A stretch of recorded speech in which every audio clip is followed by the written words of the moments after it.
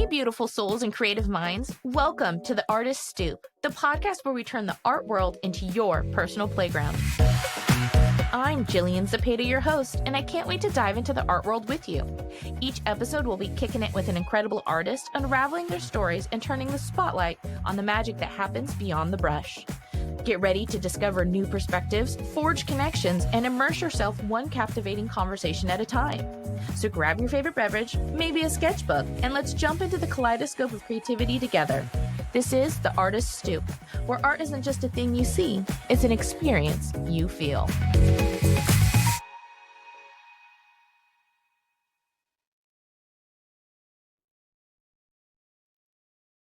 Another episode of the Artist Stoop. Today, I'm thrilled to have artist Beth Robinson, a Houston-based contemporary artist, as our guest. Beth's work is known for its thought-provoking and emotionally charged pieces, crafted with acrylics, oil pastels, pencils, and mixed media. She is a self-taught artist. Beth draws her inspiration from her experiences, emotions, and creating layered paintings that are rich in texture and depth. So today we're going to deep dive into her creative journey and the stories behind her paintings. So welcome to the podcast today, Beth. Hi, thank you for having me. Yeah, I am super excited to have you on. I had been following you on Instagram, but then I had interviewed Kristen Edwards. Mhm. And, I always ask my fellow artists, after I've done an episode, hey, if you know of any other artists, let me know and I'll try to reach out to them. And you were one of the ones that she had mentioned. And so I was like, okay. And then I started following your work and seeing what you're all about. And, and then you were at the other art fair just in May. And I was like, oh, great. She's going to be there. I can go introduce myself. And it was just I think I walked up to you and it was just hi, I'm Jill. I have a podcast. Do you want to be on my episode? This is yes, absolutely. Yeah. It was just kind of a whirlwind, I think, because the baby was getting sleepy and I was like, I just got to go up and ask her. I'm so glad you did. Good. Yeah. So, how was the other art fair for you? It was great. So, this is my second year doing it, and it was such a fun and different experience coming into it. Had already done it before. So last year it was fun in a different way because I hadn't never done it before. So I didn't know what to expect. So it was fun going into it this time, knowing people like Kristen and other artists that were there again this year that I met last year. So I loved reconnecting with them and seeing them again, and then just knowing what to expect as far as setup and just how everything goes with that fair. So it was really good. It was so much fun. I love it. I hope I can do it every year. So yeah, and it was a really, really good turnout, and it's so true because I've done it twice now as well, and it's just that first fair. It's no matter how much prep they can prepare you beforehand, all the meetings that we have with the other art fair team, it's just it doesn't do actual setup, being there, experience it justice until you actually do it. Kind of a thing. Right, exactly. And they are so organized. They are the most organized fair to work for. I love working with them because they have everything set up. They are very good about communicating things. I loved working with them. Yeah, and the fair director, Nicole Barton, I think that's her name. She's a delight. I've talked with her a few times. And yeah, she's always just running around, making sure everyone's where they need to be, and and everyone has what they need. So yeah. Did you sell a lot of stuff? Did you mix? I did, yeah. I did, yes. I did sell quite a few things. So and it's great too because it does give you a chance to kind of see what people are maybe more drawn to, and I don't know, it just really helps kind of inspire more ideas for where you might go next and what you might try and lean into a little bit more. So I do appreciate that aspect of it too. Yeah, it's definitely not a science project, but it's just one of those it's a study of human behavior. Yes. Yes. Of oh, okay, Exactly. they're drawn to more of this color palette than other color palettes, I might have to, have to explain this piece, this style of work more than I would Right. have to explain this one, so Right. it's a lot of, thinking and planning and like, going back to the drawing board afterwards. You do it every time, that the few times that I've done it, and then even like just visiting, it's like everyone always says, I just need like a week or two to decompress afterwards, to gather your thoughts and everything, write everything down, and then just, okay, where am I at? Yeah, no, exactly. I know I try to keep notes like during the fair, like in my phone. I was just like, oh, like this is doing well, or like, look more into this. But yeah, and then definitely the overwhelm of everything and just like getting back. And I mean, I honestly still haven't unpacked some stuff. It's still in bins, and I just pulled these like pack out of the package just to have them in the background. They were still packed up. I was like, oh yeah. I Yeah, just like get back and you just kind of leave it because it's just like, oh, it was a lot to prep. yeah, it is. It is. Yeah. Well, let's learn a little bit about you as an artist. You paint contemporary abstracts. So, how did you come to start painting abstracts? Like, how did you decide, like, oh, I'm painting abstracts over anything else? Yeah. So I've kind of always done art in some sense throughout my life. And so a lot of the time in the past it was more like still lifes or, you know, working with oils or I don't know. I do more of like sketching, drawing, that sort of thing. So about 4 or 5 years ago, I don't know, I just found myself really drawn to like watching other artists that were creating abstract, and it just seems like so, I don't know, like free. Like I didn't have to like stay conformed to this like object or thing. Um, and I gave it a try, and I was like, okay. And the more I did it, I really fell in love with not having, I can tend to be a little bit of a perfectionist. So I feel like it kind of challenges me in that way. I don't really have to be a perfectionist when it comes to it, and that's very freeing to me. So I've just really been drawn to that, and I just love it can be messy but beautiful. I don't know. There's so many aspects of it, but it just draws me to it. Yeah, no, it's totally understandable. And it's just like painting abstracts is, it's one of those things, like when you come from that drawing, sketching, painting a still life, everything that you learned in, art Mm-hmm. class, or, um, Mm-hmm.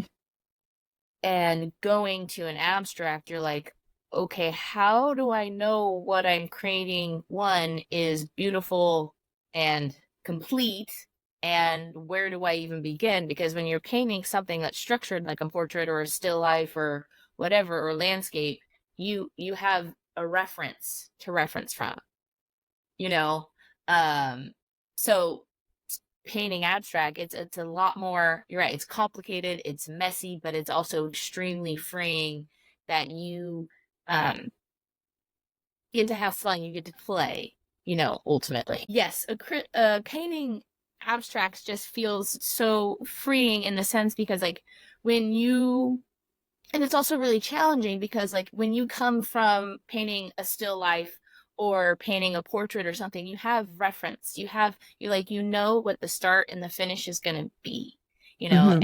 and with abstracts you don't, you have to, it's almost like you're having a conversation with the painting as you're painting, and it kind of telling you potentially like, oh, do this or do that, I need a little bit more here or there. And it's a weird thing to say, oh, talk to the painting and let it talk back. But it's true, it has conversations with you.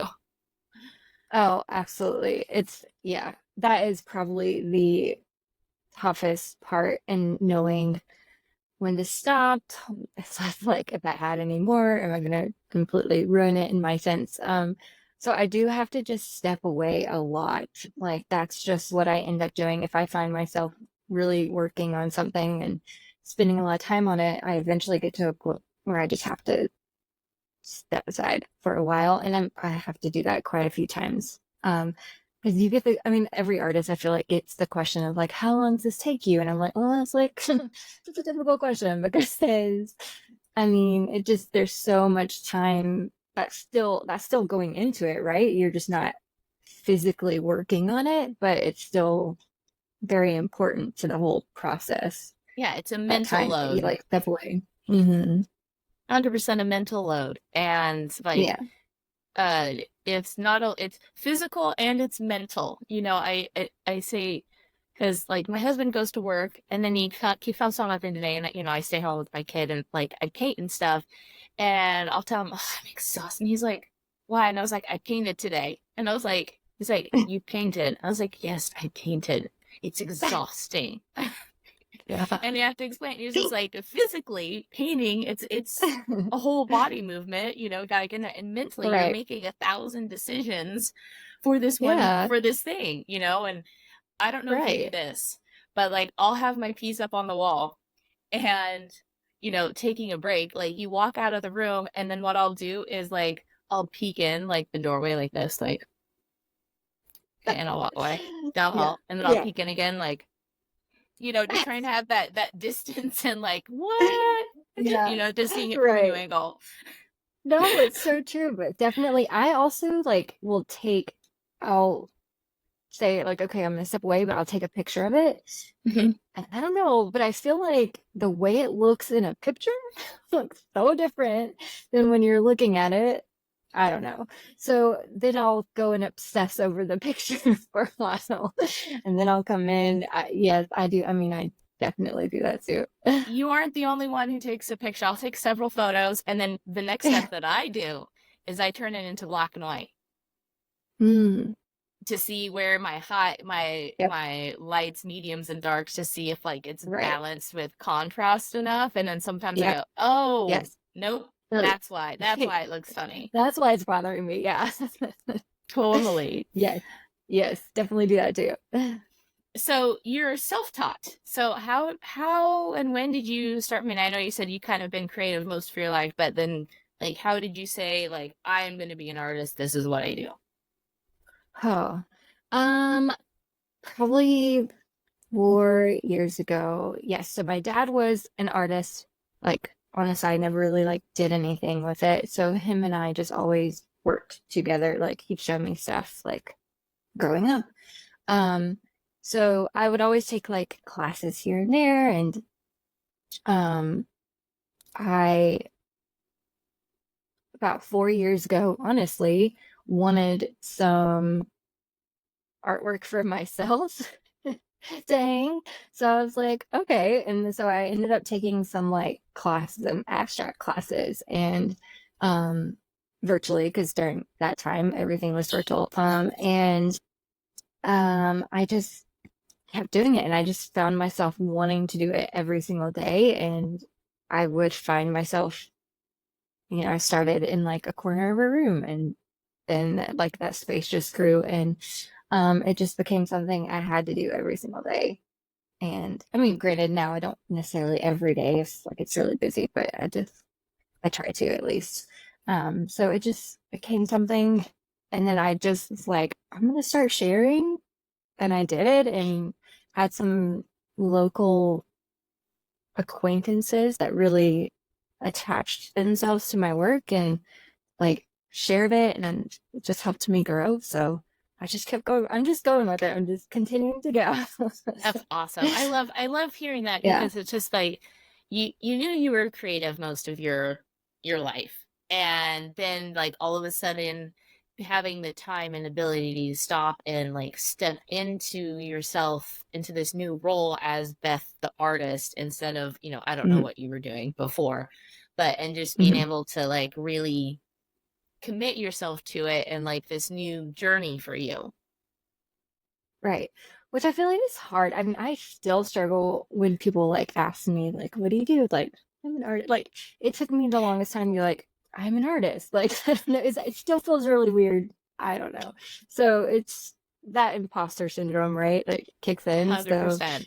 um, yeah, still struggle with that. But yeah, after you just have to Yeah, you commit have to to it. just own it. Yeah. Well, it's Mm-hmm. all good. One of the really fun things that you do is you paint on champagne bottles. Yes. How did you come to paint on champagne bottles? You have, this is like mostly you do for commission work kind of thing. So Right. how, Correct. how did that start? Yeah, all of them are commissioned. Actually, I had like this here, packaged and ready to go. But I mean, Vouv is very popular champagne in general, so lots of people like to gift it for different occasions. And I had always seen like people paint either like homes or like I don't know, logos or you know dogs or animal, whatever, they will actually like paint things on bottles, but I didn't really find many abstract champagne bottles. So I was like, well, that would be fun and cool to do. So about a year and a half ago, I think I got the idea, did my first one. I shared it in like October, I think of like 22 or something. And immediately had people that were like, I want one. I was like, okay. So then literally from like November on, I just kept getting orders for bottles for different occasions. Like I have a lot of realtors that use it, birthday gifts. I mean, it's been really fun and really amazing.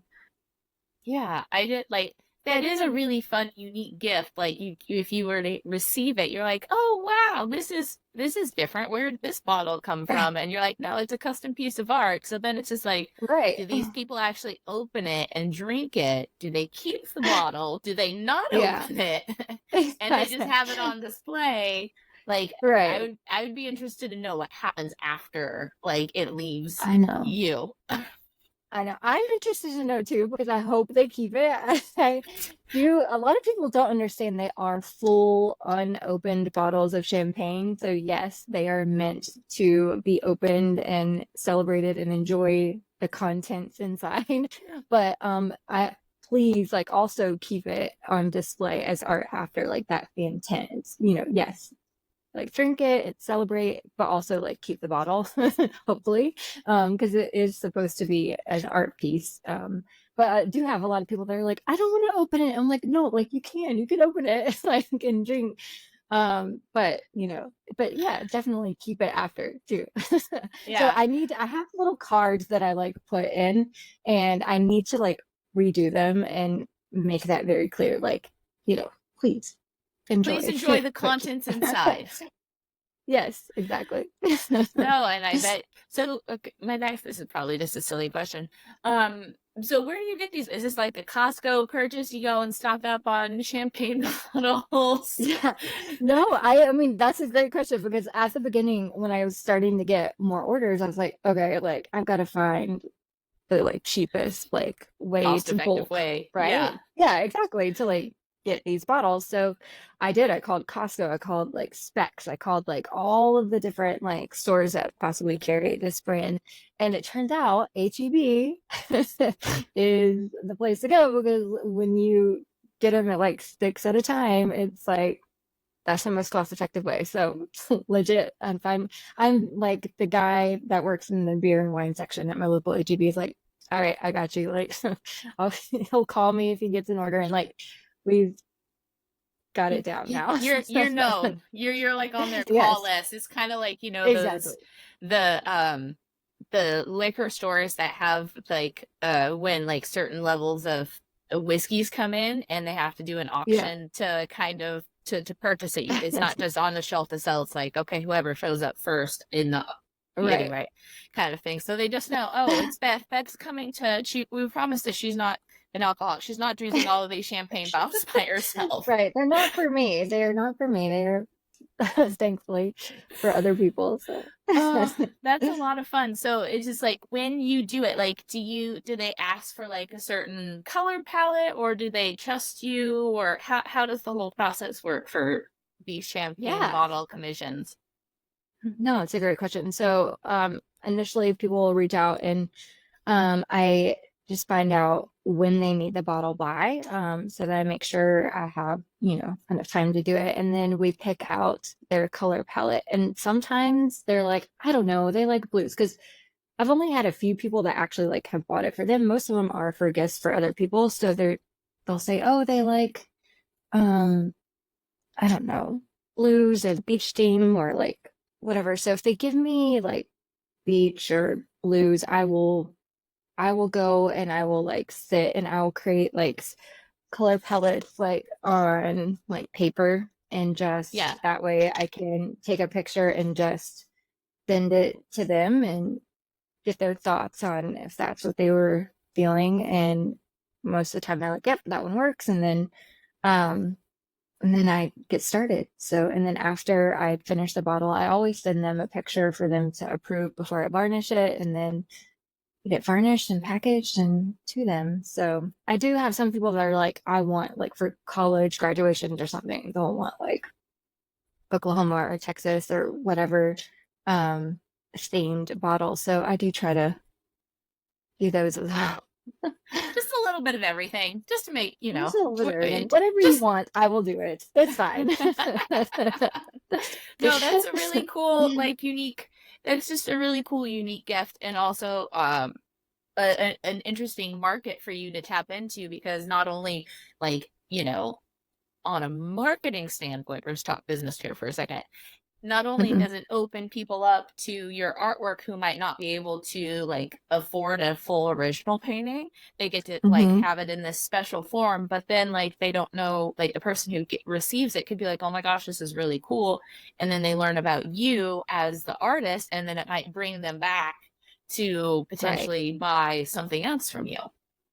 Yeah, I actually did have a girl that was gifted a bottle from me, and she ended up following me on Instagram and she ended up buying an original canvas piece that I had and then commissioning a canvas piece from me. So that was just like, oh, it was amazing. So I was like, yes, it's very helpful in that sense for sure. Yeah, that gives you, that's when you're like, yes, I when know. someone It comes feels so back good. and you're like, yes. And it's what every Yeah. artist wants, right? Um, Hmm. so your color palettes are super bright and cheerful, and you talk about how it's emotions and memories and all of this. So how does that play out for you when you're like when you go to sit down to work on a painting? Like how do you decide all that? So a lot of times I'll just be really into a color at the moment. So for instance, like fluorescent pinks, I don't know, I'll just really be attached to it. I'll try to work with like another color and I'm just not feeling it. So it's honestly just it's just I'm really into that color right now. And then I'll get attached to just like music that I'm listening to while I'm painting. And I feel like it just kind of goes together. I don't know. It's really hard to explain. It's just, I don't know. I It's get attached to the colors, the music. It's just, uh.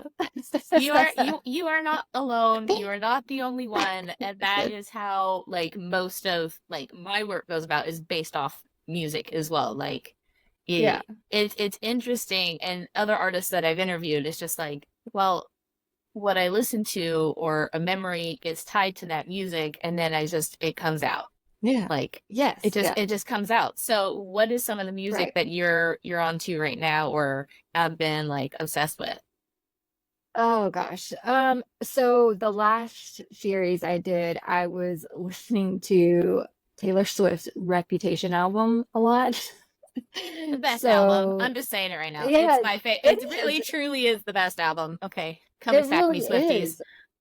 Thank you. Okay, I agree. I mean, and I wouldn't even classify myself as like a Swiftie per se, but I mean, obviously I enjoy her. She's great, but I agree. Like Reputation album is the best album of hers.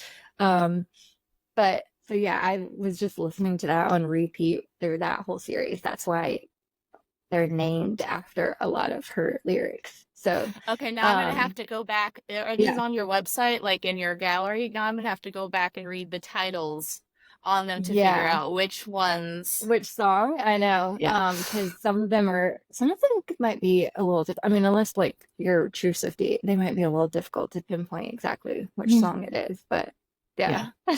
I would like to say, well, I'm not. I listen to her frequently. I Mhm. wouldn't say I'm obsessed. Like I don't do the whole clowning and try and figure out like all her Easter eggs. But Right. her Yeah. music, her music is played frequently on a daily Yeah. basis, almost all day. You know, mixed in with other Right. things. But it's on all the Right. time. So, Yeah. Yeah. I so know. It's good. And I haven't been working on anything like necessarily right now. But I don't know. We'll see what music comes out. I'm a huge Eminem fan, and I do have some where I've worked on, but listening to his stuff. But yeah, I want they're to a little bit see. different than this.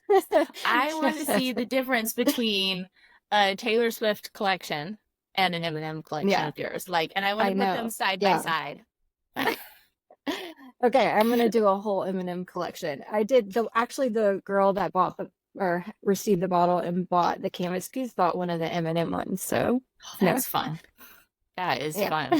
Because you aren't the only one who does the music too. Because it's just like my last yeah, collection was all like every single painting was based off a different song that talks about intimacy and like the lyrics, and uh, so I yeah. used the lyrics in the was like one of the lyrics in the paint is the title of the painting. Yeah, Oh, sorry, I can't speak yeah, today. yeah, Yeah, like yeah. I would go through and I was like, is that a good title name? Like I used like the Harry See, that's Styles what I do song too. "She," and Yeah, the title of yeah, that painting was called "So Pretend," and I yeah. did do so.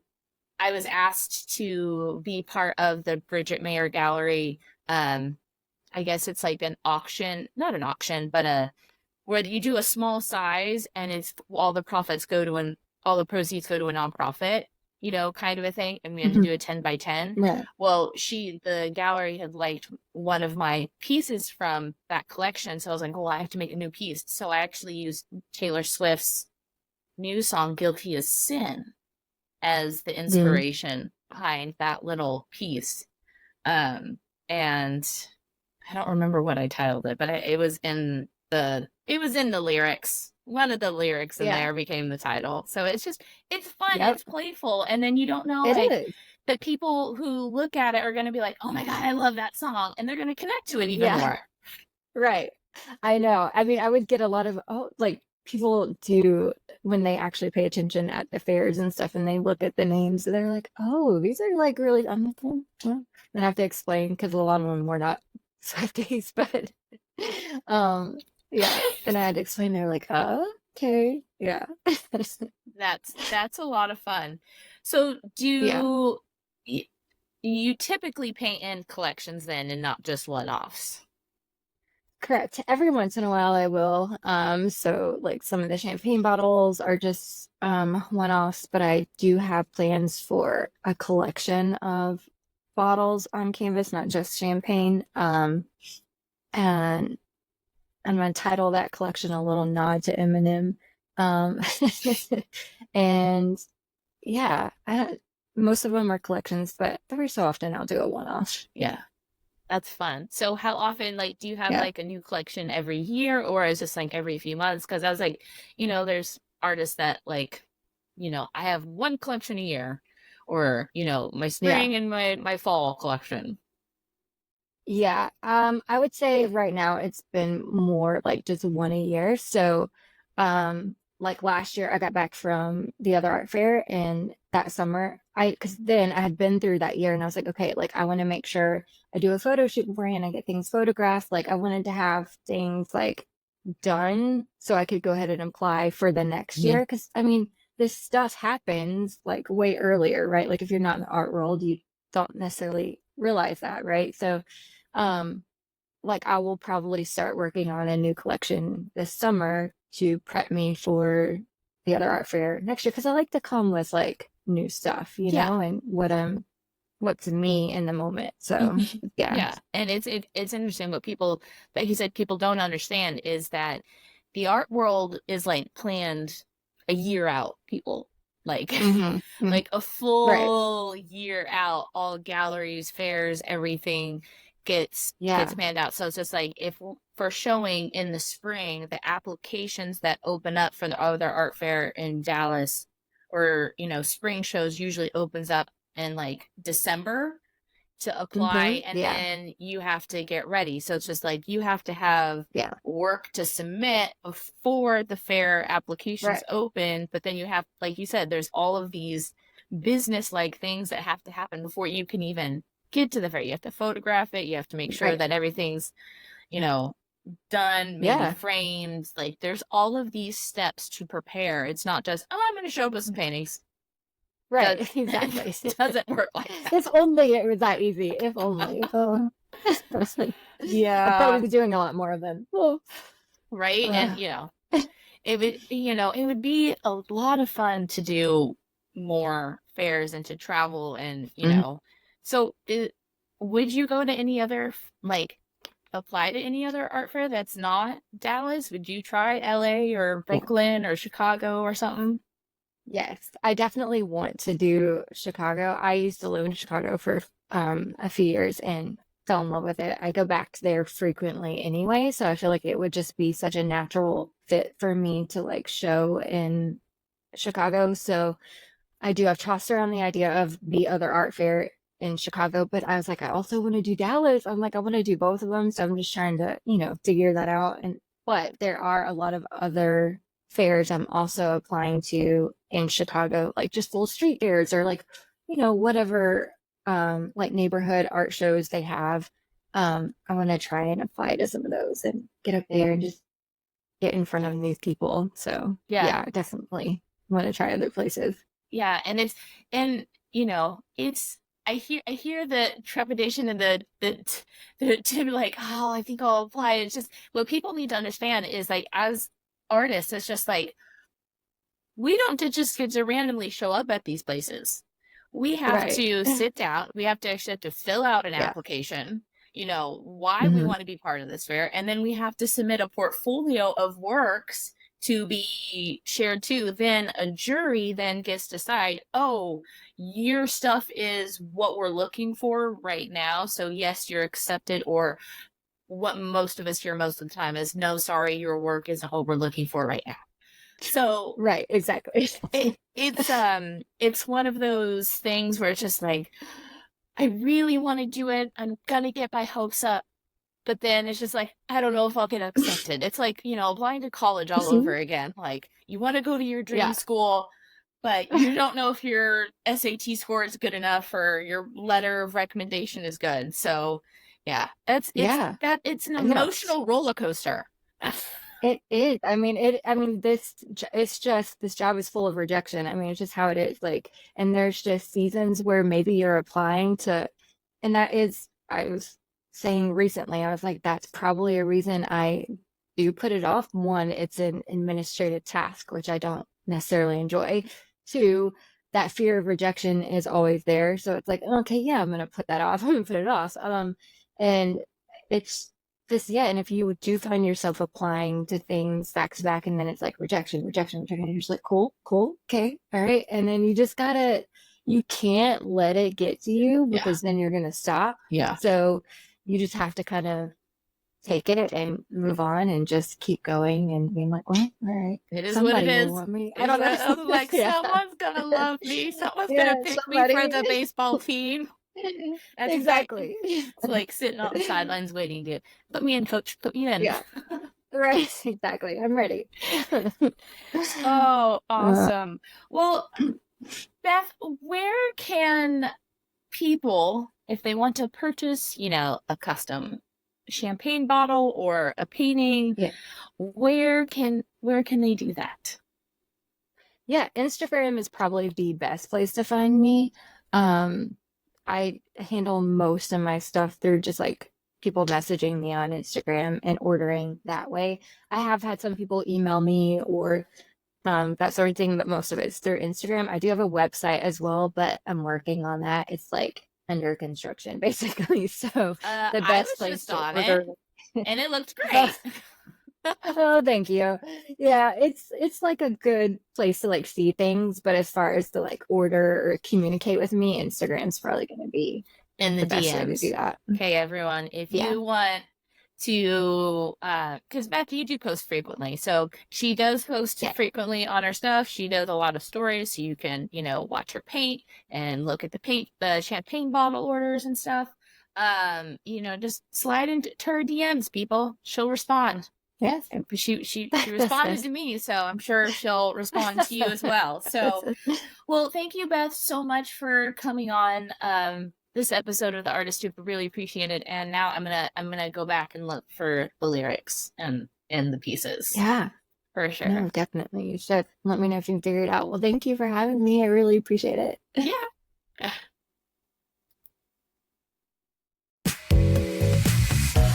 And that, my friends, wraps up another colorful episode of The Artist Stoop.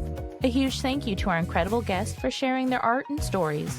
If you enjoyed the conversation as much as I did, make sure to hit that subscribe button so you never miss out on the next Stoop chat. And don't forget to spread the love. Share your favorite episodes with fellow art enthusiasts, and let's build this community together. Connect with us on social media at JGuze Studio and Jillian Zepeda Art for behind-the-scene peeks, artist spotlights, and a sneak peek at my own art. Until next time, stay inspired, stay curious, and keep that creative fire burning. This is Jillian Zepeda signing off from the Artist Stoop. And remember, the world is your canvas, so paint it vividly.